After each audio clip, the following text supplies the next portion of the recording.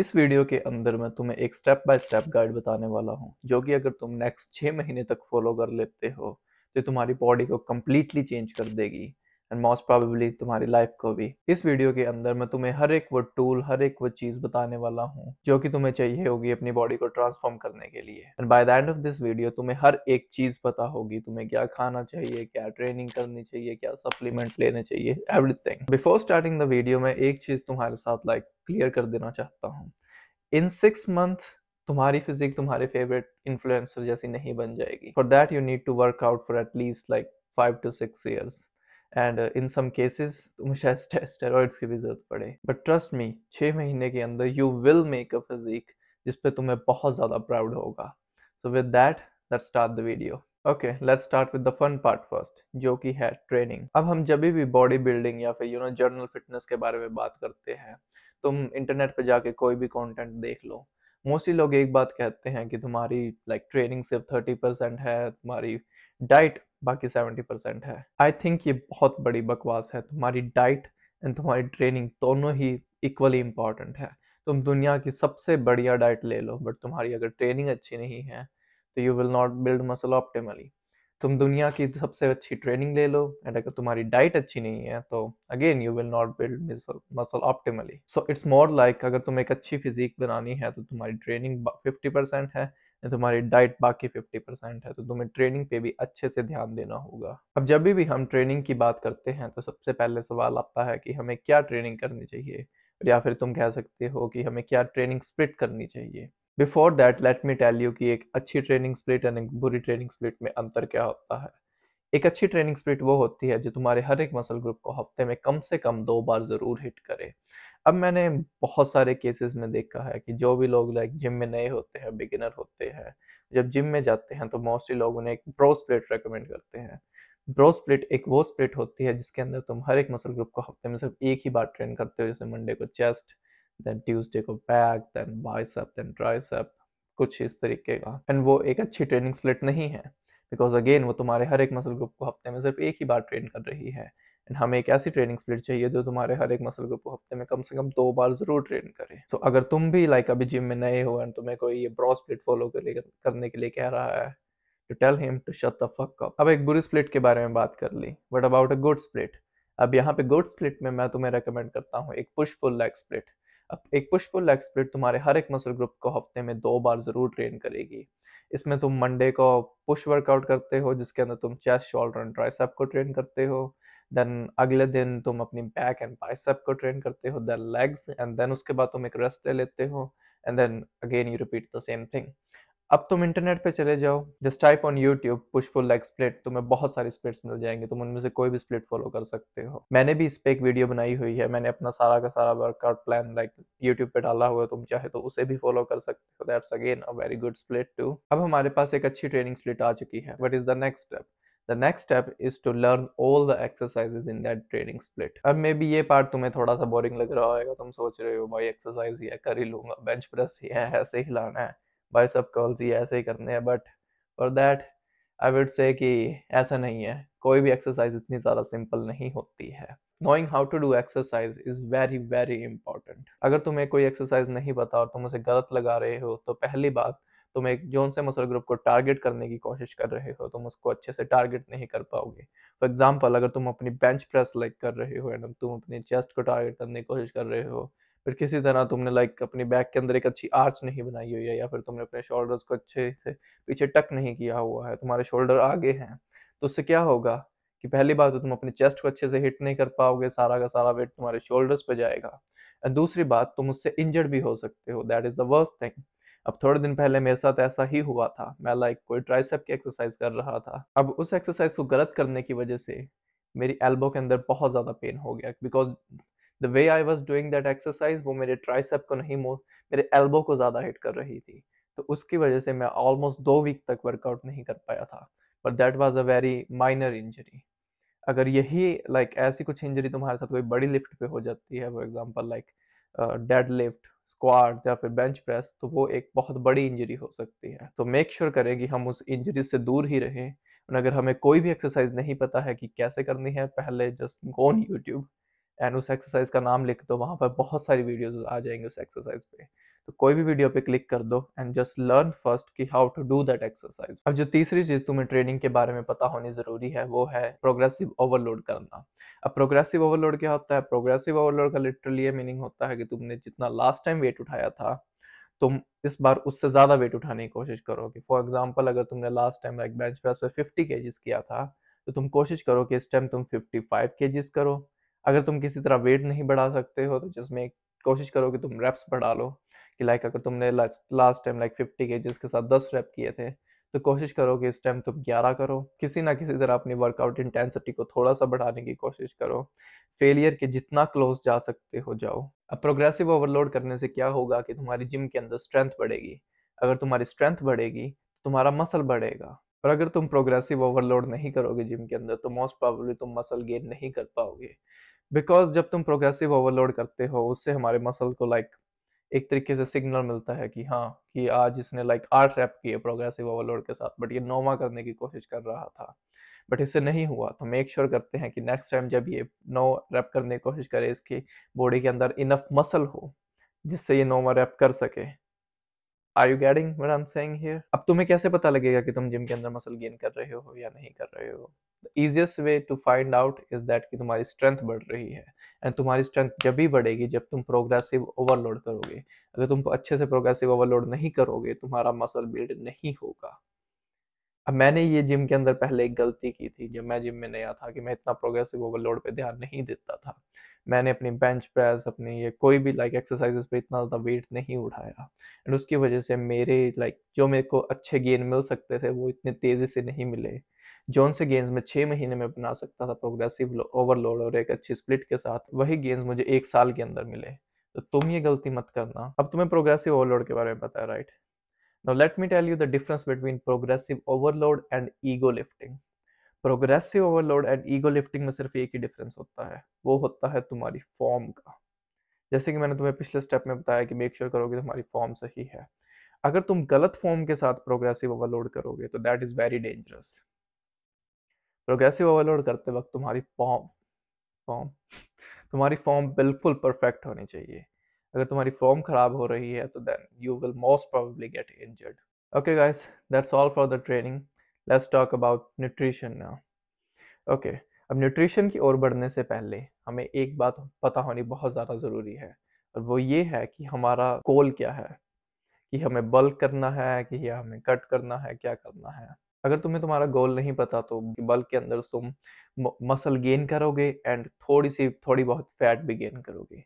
And when you are doing cut, उस time हम muscle gain करेंगे एंड मोस्टली फैट को लूज करेंगे। तुम्हें बल्क करना चाहिए अगर तुम स्किनी हो या फिर तुम स्किनी फैट हो। अगर तुम्हें कोई इंटरनेट पे बोल रहा है कि तुम स्किनी फैट हो और तुम्हें बॉडी रिकम्पोजिशन करनी चाहिए, तो please do not get into that shit. Body recomposition के अंदर तुम बॉडी फैट लूज करते हो एंड तुम मसल गेन करते हो। बट मेरे like in my experience body recomposition उन लोगों के लिए होता है जो कम से कम पिछले 5-6 साल से जिम कर रहे हैं। बॉडी रिकम्पोजिशन बिगिनर्स के लिए नहीं होता है। अगर तुम पहले ही स्किनी हो और तुम अब फैट लूज करने पे जाओगे तो तुम you will not build strength in the gym. And as a beginner तुम्हारी मेन प्रायोरिटी तुम्हारी स्ट्रेंथ होनी चाहिए, because as you gain strength, जैसे कि मैंने पहले कहा, तुम मसल गेन करोगे एंड बॉडी रिकम्पोजिशन के साथ तुम अच्छे से स्ट्रेंथ गेन नहीं कर पाओगे एंड देन तुम्हारा मसल बिल्ड नहीं होगा। तो please don't get into this body recomposition shit, okay? You will not get anything by body recomposition. तुम दो चीजें करने जाओगे बॉडी रिकम्पोजिशन में, फैट लूज करने जाओगे एंड देन मसल गेन करने जाओगे, तुम दोनों में से कुछ भी नहीं कर पाओगे। So if you are skinny fat, just do a bulk, don't do body recomposition. उसके बाद कट उन्हें करना चाहिए जो उनसे लोग लाइक दिखने में मोटे हैं, जनरली जिनकी बॉडी फैट बहुत ज्यादा हायर है। अगर तुम्हें अभी भी कंफ्यूजन है कि तुम्हें बल्क करना चाहिए या कट करना चाहिए, तो just go to any of your friends and उससे पूछो कि भाई मैं पतला हूँ या मोटा हूँ। वो तुम्हें सबसे ज्यादा ऑनेस्ट आंसर देंगे, और जो भी वो आंसर दे उसके हिसाब से अपना गोल बना लेना। Okay, now that we know our goal, अब हमें हमारी मेंटेनेंस कैलोरीज पता करनी है। अब मेंटेनेंस कैलोरीज वो कैलोरीज होती हैं जिस पे ना ही तुम वेट गेन करो और ना ही तुम लूज करो। फॉर एग्जाम्पल, अगर तुम 70 किलो के हो और तुम्हारी मेंटेनेंस कैलोरीज 2500 है, तो अगर तुम 2500 कैलोरी खा रहे हो तुम 70 किलो पे ही रहोगे, ना ही तुम लाइक 69 पे जाओगे, ना ही तुम 71 पे जाओगे। और अगर तुम्हें अपनी लाइक मेंटेनेंस कैलोरीज नहीं पता है तो मैंने डिस्क्रिप्शन में लिंक दिया है, इस पे जाओगे तुम्हें एक वेबसाइट पे ले जाएगा, वहाँ पे जाके अपनी मेंटेनेंस कैलोरीज पता कर लेना। फॉर एग्जांपल ये वेबसाइट तुम्हें कहती है कि तुम्हारी मेंटेनेंस कैलोरीज 2500 है। अब कुछ दिन 2500 खा के देखो एंड अपने वेट को मॉनिटर करो कि तुम्हारा वेट कहीं पे ऊपर नीचे तो नहीं जा रहा है। Once you know that this is your certain number of calories, like यही तुम्हारी मेंटेनेंस कैलोरीज है, उसके बाद we will go to the next. अब जब हमें हमारी मेंटेनेंस कैलोरीज पता है तो now depending on our goal हम या फिर तो एक कैलोरी सरप्लस के अंदर खाएंगे या फिर कैलोरी डेफिसिट के अंदर खाएंगे। अगर तुम्हारा गोल एक बल्क करना है तो जो तुम्हारी मेंटेनेंस कैलोरीज है उसके अंदर 300 से 500 कैलोरी ऐड कर दो। अगर तुम्हारी मेंटेनेंस कैलोरीज 2500 आई हैं तो उसको 2800 कर दो। और अगर तुम्हारा गोल एक कट करना है तो अपनी मेंटेनेंस कैलोरीज में से 300 से 500 कैलोरीज माइनस कर दो। मेंटेनेंस कैलोरीज 2500 आई हैं तो अब 2200 खाने लग जाओ, अब तुम ये सोच रहे हो कि हमने 300 से 500 कैलोरीज ही क्यों कम की है, हमने ज्यादा ही, अगर मुझे बल्क करना है तो अगर मैं 1000 कैलोरी ज्यादा ऐड कर दूंगा तो मैं जल्दी बल्क कर लूंगा, या फिर सेम वे अगर मुझे वेट कम करना है तो मैं why not I just subtract 1000 calories, उससे मैं जल्दी वेट लूज कर लूंगा। पहले बल्क के बारे में बात कर लेते हैं। ओके, अब बल्क के साथ हमारा ये गोल है कि हमें एक हफ्ते के अंदर सिर्फ आधा किलो ही गेन करना है। और अगर तुम 1000 कैलोरी सीधा ऐड कर दोगे तो तुम एक हफ्ते के अंदर ऑलमोस्ट 1 से 2 किलो गेन करना शुरू कर दोगे, and we do not want that. अब उससे क्या होगा कि तुम्हारी बॉडी के अंदर बस इतना मसल नहीं बिल्ड होगा बट फैट ज्यादा बिल्ड हो जाएगी। हमें मसल चाहिए, हमें फैट नहीं चाहिए। बट अगर तुम्हें फैट चाहिए तो just go ahead for it. But in my case मैं जब भी बल्क करता हूँ मुझे फैट नहीं चाहिए होती है, मुझे बस मसल गेन करना होता है, तो मैं एक बहुत ही छोटा सा सरप्लस बनाता हूँ। अगर तुम ज्यादा बड़ा सरप्लस बनाओगे तो तुम मसल से ज्यादा फैट गेन करोगे, and I personally do not want that. अगर तुम्हें चाहिए तो go ahead. In case of cut अगर तुम सीधा 1000 कैलोरीज कम करोगे तो उससे तुम्हारी फैट तो लूज होगी बट उसके साथ तुम्हारा मसल भी बहुत ज़्यादा लूज होगा, तुम्हारा मसल वेट भी बहुत ज़्यादा कम होगा। एंड कट के साथ एक और चीज़ होती है, मैंने एक्चुअली कट पे एक वीडियो बनाई हुई है, अगर तुम्हें ज़्यादा डिटेल में चाहिए तो वहाँ पे जा सकते हो। तुम्हारी बॉडी उन अगर तुम्हारी कैलोरीज 2500 है और तुम सीधा 1000 कम करके 1500 कर देते हो तो उन 1500 कैलोरीज पे तुम्हारी बॉडी खुद को अडेप्ट करना शुरू कर देगी। अगर वो वहां पे अपने आप को अडेप्ट कर रही है तो तुम्हें आगे जाके तुम्हारी कट के अंदर जब तुम आगे जाओगे तो तुम्हें बहुत ज़्यादा दिक्कत होगी।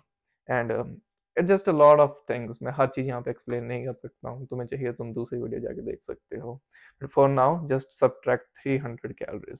हम धीरे धीरे वेट लूज करेंगे बट हम कर लेंगे। अब जैसे कि मैंने बल्क के साथ कहा कि तुम्हारा गोल होना चाहिए आधा किलो गेन करना, उसी तरह तुम्हारा कट के साथ गोल होना चाहिए हफ्ते में सिर्फ 1 किलो कम करना। अब एक चीज़ ज़रूर कर लेना कि एक बॉडी वेट स्केल ज़रूर बाय कर लेना, ये तुम्हें तुम्हारे वेट को मॉनिटर करने में बहुत ज़्यादा हेल्प करेगा। अब तुम्हें तुम्हारी कैलोरीज पता है, तुम्हें कितनी कैलोरीज खानी है। इन केस अगर तुम बल्क कर रहे हो, फॉर एग्जांपल तुम 300 कैलोरीज ज़्यादा खा रहे हो एंड तुमने 3-4 हफ्ते तक किया, एंड एक ऐसा पॉइंट आएगा जहाँ पे जाके तुम्हारा वेट गेन होना बंद हो जाएगा। डिपेंडिंग ऑन योर गोल, अगर तुम कम करना चाह रहे हो तो तुम्हारा मे बी वेट कम होना बंद हो जाए, उस पॉइंट पे तुम्हें क्या करना है कि तुम्हें डिपेंडिंग ऑन योर गोल तुम्हें 100 कैलोरी या फिर तो उसमें से माइनस कर देनी है या फिर उसमें 100 कैलोरी ऐड कर देनी है। अगर तुम फॉर एग्जांपल 2800 कैलोरीज खा रहे हो गेन करने के लिए, तुमने 3 हफ्ते तक खाई, तुम्हारा वेट आधा आधा किलो बढ़ता रहा, बट एक ऐसा दिन आता है जिस दिन तुम्हारा वेट बंद होना रुक गया, तुम इन्हें एक हफ्ते तक और किया और वो वहीं का वहीं है, देन व्हेन यू नो कि ये नहीं बढ़ रहा है, उस टाइम तुम्हें उसमें 100 कैलोरी और ऐड कर देनी है। अगेन ज़्यादा मत ऐड करना, नहीं तो you will just get fat. सिर्फ 100 ही ऐड करना, उससे तुम्हारा वेट बढ़ना दोबारा से शुरू हो जाएगा। सेम विद अगर तुम वेट कम करना चाहते हो, अगर वो एक जगह पे आके रुक जाता है, तुम्हें सर्टन पता है कि हाँ ये रुक गया है, तुम्हें सिर्फ वहम नहीं है, तुम्हें पता है कि ये रुक गया है, उस टाइम उसमें 100 कैलोरीज और माइनस कर दो।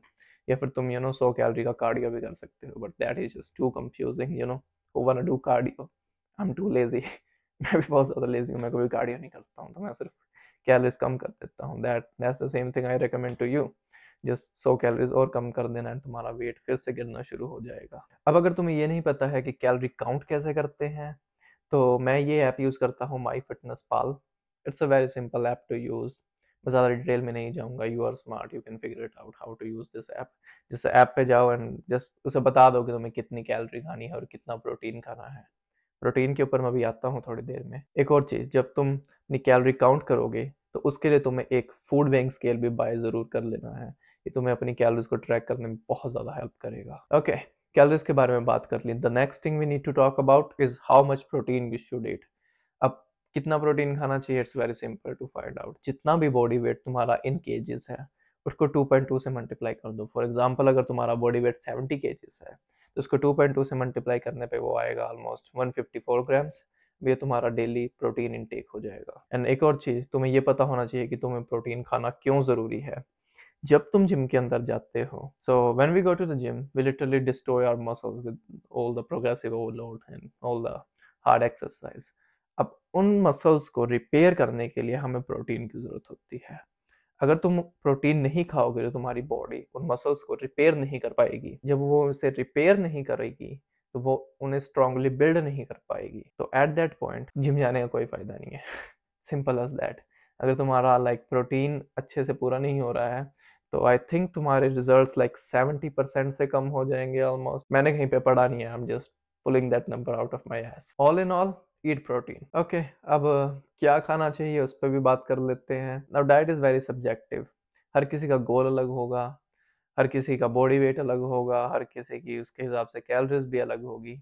मैं तुम्हें ये तो नहीं बता सकता हूँ कि तुम्हें क्या खाना चाहिए, बट जस्ट मेक श्योर करो कि तुम्हारा दिन का प्रोटीन ज़रूर पूरा हो रहा हो। तुम कुछ ऐसे फूड्स खा रहे हो जो कि बहुत ज़्यादा न्यूट्रिएंट, माइक्रो न्यूट्रिएंट में डेंस हो, जैसे कि अंडे। That's all. अगर तुम्हें फिर भी एक स्टेप बाय स्टेप पूरी गाइड चाहिए कि क्या खाना चाहिए, वो तो मैं तुम्हें नहीं बता सकता, बट तुम्हें मैं ये बता सकता हूँ कि मैं क्या खा रहा हूँ। इस पे मैंने एक वीडियो बनाई होगी मेरे फुल डे ऑफ ईटिंग पे। तुम चाहो तो उसको कॉपी एंड पेस्ट कर सकते हो अपनी कैलोरीज के हिसाब से। अगर वो वीडियो अभी अपलोड नहीं हुई है तो वो मोस्ट प्रॉब्ली 2-3 दिन में अपलोड हो जाएगी। But for now make sure करो कि तुम्हारा दिन का प्रोटीन ज़रूर पूरा हो रहा हो। एंड बाकी eat whatever you want, as long as तुम अपनी कैलोरीज के अंदर खा रहे हो। ओके, एक चीज़ रहेगी जो कि है सप्लीमेंट्स। अब सप्लीमेंट्स इतने ज़्यादा इंपॉर्टेंट नहीं है जितना डाइट एंड ट्रेनिंग है। अगर तुम्हारी diet and training on point है, you don't need any supplements. But फिर भी अगर तुम्हें कोई सप्लीमेंट लेना है तो I recommend you to take creatine. Creatine का कोई भी साइड इफेक्ट नहीं है एंड ये दिखाया गया है रिसर्च के अंदर कि it helps you lift more weight. तो अगर तुम ज़्यादा वेट उठाओगे तो मोर स्ट्रेंथ, अगेन मोर मसल। इससे तुम्हारे मसल भी थोड़े से ज़्यादा टाइट हो जाते हैं एंड तुम्हारी जो उनसी वेन्स हैं वो थोड़ी ज़्यादा दिखती हैं। You can take creatine. उसके अलावा BCAAs, just let me tell you straight, BCAAs is a scam. तुम्हें जो कोई भी अगर इन्फ्लुएंसर कह रहा है BCAA लेने के लिए तो वो बस पैसे कमाने की कोशिश कर रहा है तुम्हारे साथ। Don't take BCAAs। उसमें ऐसा कुछ भी नहीं होता है जो तुम्हें अपनी नॉर्मल डाइट से नहीं मिलेगा। BCAAs के अंदर 3 अमीनो एसिड्स होते हैं। हमारी बॉडी को मसल बिल्ड करने के लिए 12 अमीनो एसिड्स की ज़रूरत होती है और BCAAs के अंदर सिर्फ 3 होते हैं। एक क्या चीज़ है जिसके अंदर 12 के 12 होते हैं? प्रोटीन, क्योंकि मैंने तुम्हें दिन का पूरा करने के लिए बोला। अब ये डिपेंड नहीं कर रहा प्रोटीन कहाँ से आ रहा है। As long as it's protein, इसमें सारे के सारे अमीनो एसिड्स होंगे। अगर वो सोया से आ रहा है तो मे बी उसमें सारे अमीनो एसिड्स ना हो, बट उसके अलावा अगर तुम वे प्रोटीन ले रहे हो या फिर तुम चिकन से ले रहे हो प्रोटीन, तो मोस्ट प्रोबेबली उसमें 12 के 12 अमीनो एसिड्स होंगे। तो don't fall for this BCAA scam. जिसमें एक श्योर तुम्हारी डाइट अच्छी है, you will get everything from there. Okay guys, that's it. I am pretty sure अगर मैं जो भी मैंने इस वीडियो के अंदर बताया है ट्रेनिंग एंड डाइट को लेके एंड मे बी क्रेटीन को लेके भी, you can trust me on this one. अगर तुम उन्हें 6 महीने के लिए अच्छे से फॉलो कर लोगे, you will build a awesome physique. Again तुम्हारी साकिब जैसी फिजिक नहीं बन जाएगी, but you will still have a very good physique जिसे देख के तुम्हारे दोस्त कहेंगे है जिम जा रहा है आजकल है। द थिंग इज मैं कभी भी आउटडोर्स प्लान नहीं करता हूँ क्योंकि मुझे पता है इतनी देर तक वीडियो को लास्ट तक कोई नहीं देखता है। So for that, bye. अगर तुम्हें वीडियो अच्छी लगी तो लाइक कर देना, अगर ज़्यादा अच्छी लगी तो सब्सक्राइब कर देना। I am trying to get to 10,000 subscribers by the end of this year. Help me get there. Bye.